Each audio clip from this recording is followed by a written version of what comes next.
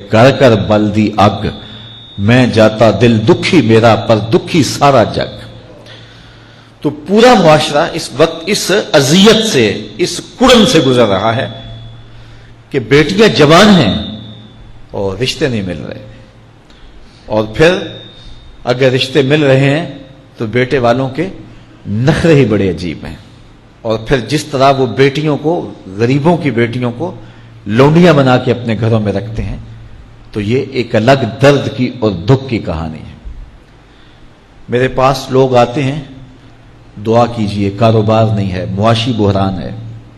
مالی پریشانیاں ہیں، بچے کے امتحان سر پہ ہیں،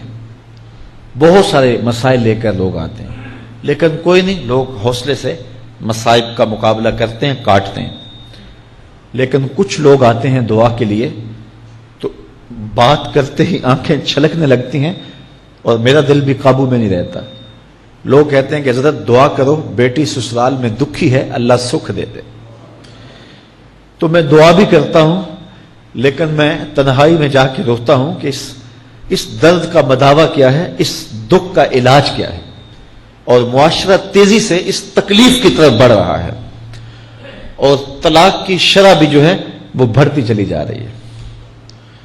میرے پاس ایک دن ایک صاحب آئے، ساتھ ان کی بیوی تھی، اور میں انہیں جانتا ہوں، عزت دار لوگ تھے۔ تو انہوں نے کہا کہ ہم آپ سے کوئی تنہائی میں بات کرنا چاہتے ہیں۔ تو ان کے اپنے عزیز تھے، بیٹیاں اس شخص کی زیادہ ہیں، اپنے عزیزوں میں شادی کر دی۔ تو اس وقت انہوں نے طے کر لیا کہ کوئی بات نہیں، ہم جہیز نہیں لیتے۔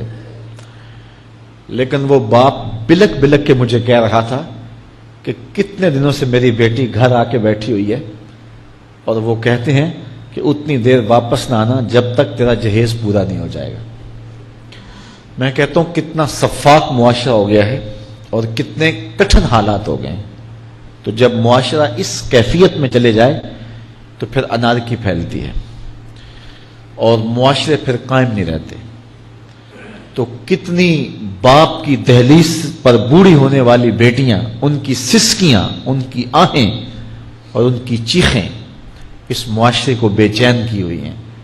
تو امیر لوگوں کی ذمہ داری ہے کہ وہ غریبوں کے دکھ بانٹ لیں۔ اللہ تعالیٰ ارشاد فرماتا ہے کہ فکو رقبہ او اطعام فی یوم ذی مسغبہ، کسی پھنسے ہوئے کی گردن چھڑانا یہ بڑی نیکی ہے۔ تو اس وقت غریب کی بیٹیوں کا رشتہ کوئی قبول نہیں کرتا۔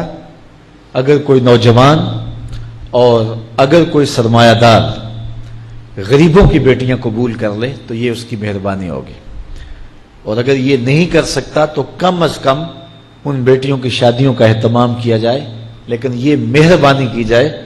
کہ غریبوں کی بچیوں کو نمائش گاہ میں نہ کھڑا کیا جائے اور ان کی غربت کا تماشا نہ بنایا جائے۔ رات کی تنہائی میں ان کے ماں باپ کی خدمت کی جائے تاکہ وہ اپنی بیٹیوں کو عزت سے اٹھا سکیں۔ میرے حضور نے ارشاد فرمایا وَرَجُلٌ تَصَدَّقَ بِصَدَقَةٍ فَأَخْفَاهَا حَتَّى لَا تَعْلَمَ شِمَالُهُ مَا تُنْفِقُ يَمِينُهُ، جس شخص نے تنہائی میں خیرات کی کہ دائیں ہاتھ نے جو خرچ کیا بائیں کو پتہ بھی نہ چلا،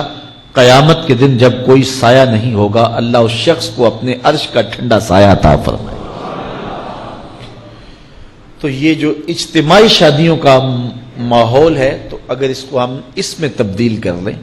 کہ غریبوں کی عزت نفس مجروح نہ ہونے پائے، تو اللہ تعالیٰ یہ توفیق نصیب فرمائے اور معاشرے کے اندر ایسے لوگ نکلیں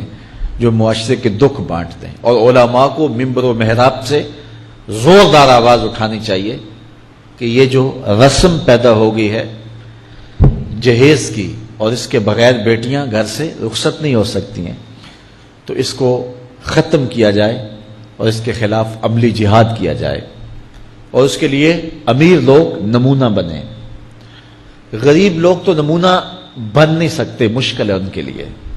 لیکن امیر لوگ اگر نمونہ بنے تو وہ بن سکتے ہیں، اور معاشرے کے اس ناسور کو ختم کیا جا سکتا ہے، اور غریبوں کی بیٹیاں عزت سے اپنے